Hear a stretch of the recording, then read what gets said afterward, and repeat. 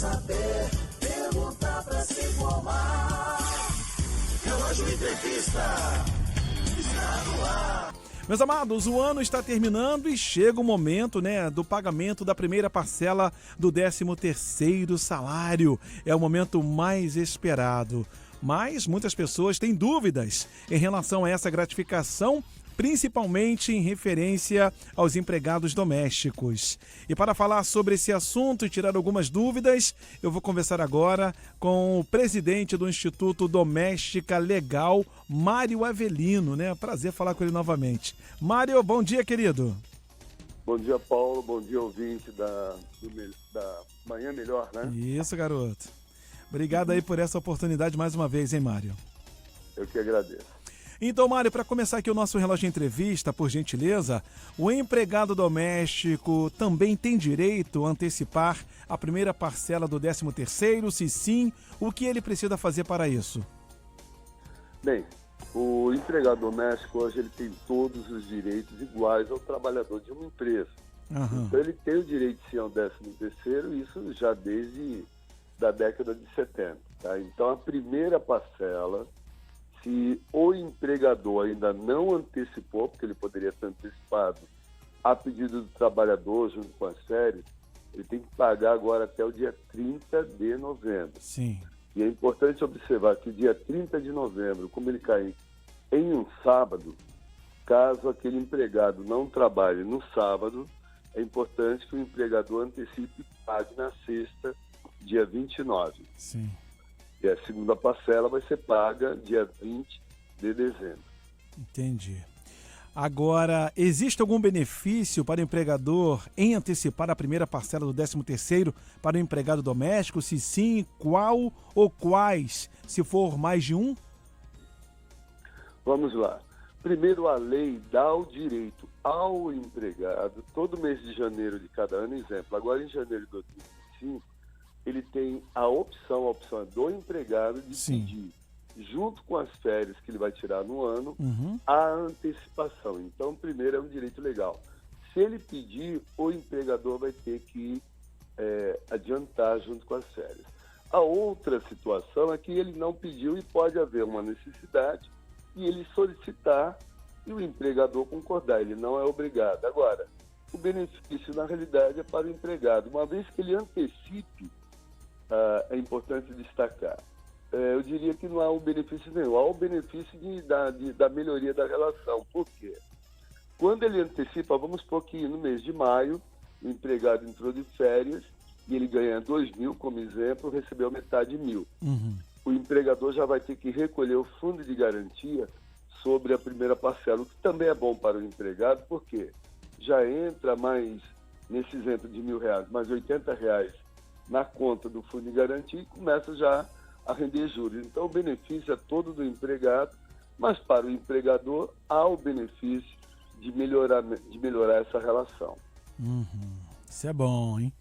Agora, uma dúvida muito importante aqui, Mário. Conta pra gente, por gentileza, se a empregada, no caso doméstica, o empregado fez horas extras ou ganhou adicional noturno, isso também entra no cálculo do 13º? Se sim, como é feito o cálculo, então? Paula, sua pergunta é importantíssima. Como eu falei no início, o empregado doméstico tem todos os direitos iguaizinhos ao trabalhador de uma empresa. Então, quando ele tem a habitualidade, o que eu chamo de habitualidade? De fazer hora extra ou adicional noturno, aquele valor vai compor a base para o pagamento do 13º, como também de férias, como também se ele futuramente for demitido sem justa causa, vai ter o aviso prévio, vai compor a base. Então vamos dar um exemplo. Vamos supor que um empregado doméstico qualquer faz uma média mês de R$200 em hora extra. Sim. E ganha, como exemplo, R$1.500 de salário. Na hora de pagar o 13º, o empregador ele tem que calcular a média que ela fez, no caso, durante o ano, no caso de janeiro a novembro. Por quê? Na primeira parcela não é obrigado a pagar a média, na segunda sim. Então vamos voltar ao exemplo. Que na média ela fez de janeiro a novembro R$200 de hora extra e ganha R$1.500. Na hora de pagar a segunda parcela no dia 20 de dezembro, a base do cálculo será 1.700. Então, ele vai pagar 1.700 menos o que o empregador antecipou na primeira, vamos dizer, 750. Então, se o trabalhador doméstico faz hora extra ou adicional noturno, a média paga no ano tem que ser incluída na base do cálculo 13º, como também de férias. E há um outro detalhe importante. O E-Social, ele não calcula hora extra. Quando o empregado faz hora extra, o empregador manualmente calcula e informa. E o E-Social também não calcula a média. Então, esse cálculo o empregador tem que fazer manualmente. Não é tão difícil, é um cálculo meio chatinho, mas no site da Doméstica Legal tem até um post explicando passo a passo como o empregador calcular corretamente essa média para pagar o valor devido ao empregado doméstico. Entendi. Agora aqui a quarta pergunta aqui, rapidinho, para não tomar seu tempo, meu amigo. Essa antecipação tem de ser registrada em algum lugar? Se sim, aonde e como é feito isso? Repara, o 13º, como o próprio nome diz, é um 13º salário. Então, o trabalhador tem 12 meses de salário de janeiro a dezembro e vai ter o 13º. E pela lei, ele vai receber um recibo de pagamento agora. Caso o empregador não tenha antecipado ainda, ele vai receber, no caso do mês de novembro, além do contra-cheque do mês de novembro, ele terá o contra-cheque da primeira parcela. Então, automaticamente, não tem que registrar em lugar nenhum. E hoje, todo pagamento formal, existe a carteira digital. Então, o governo, pelo E-Social, ele tem todo o controle. Sim. Então, não tem que anotar nada em carteira.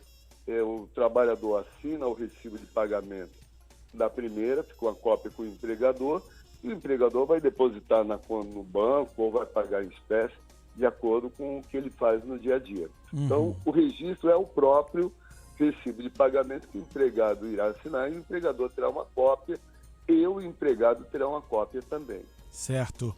Agora, Mário, para fechar, rapaz, a decisão de antecipar a primeira parte do 13º pode partir do empregador sem o consentimento do empregado doméstico ou não?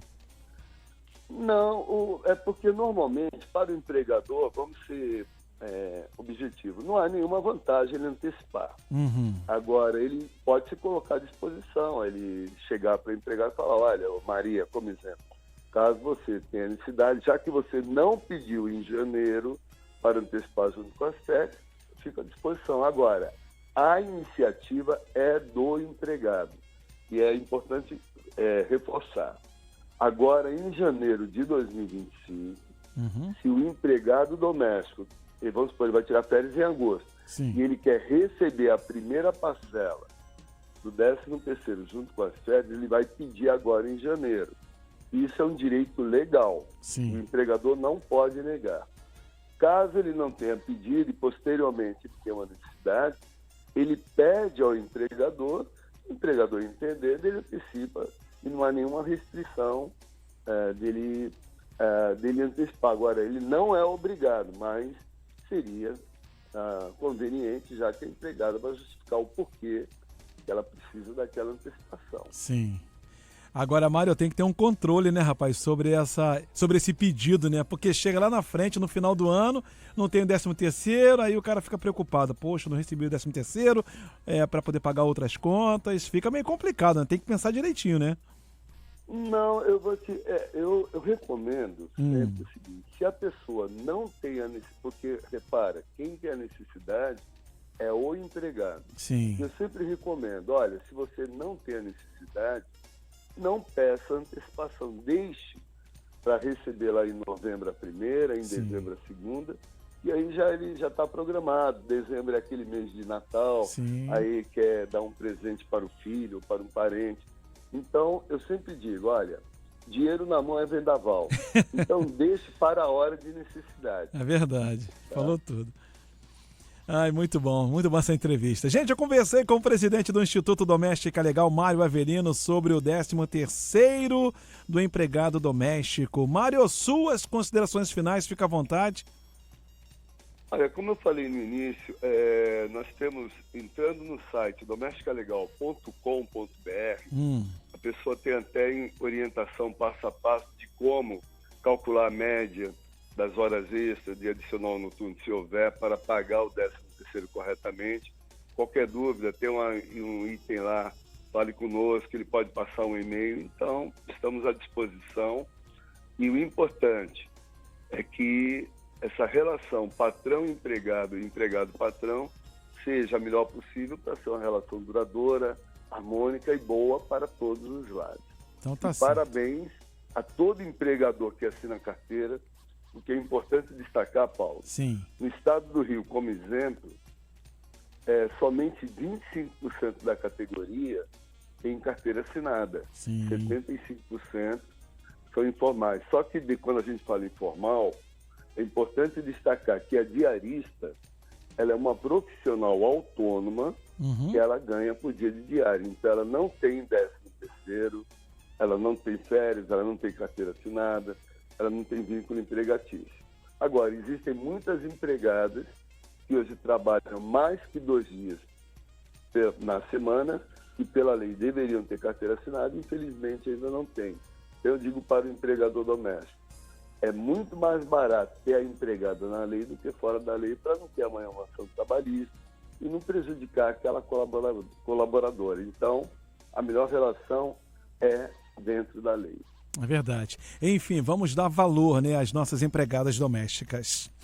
Certo. Sem dúvida, elas são fundamentais e é um ser humano, é um trabalhador como outro qualquer.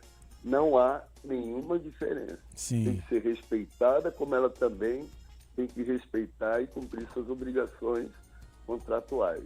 Falou Há tudo. direitos e deveres de ambos os lados. Com certeza, falou tudo, Mário. Mais uma vez, rapaz, muito obrigado. Em nome de toda a família Rádio Relógio, boa semana para você e eu espero poder falar com você novamente outras vezes, tá ok, amigo? Mais uma vez, eu que agradeço a oportunidade e um bom dia a todo ouvinte aí. Muito obrigado, Paulo. Valeu, um abraço, hein? Boa semana pro senhor aí.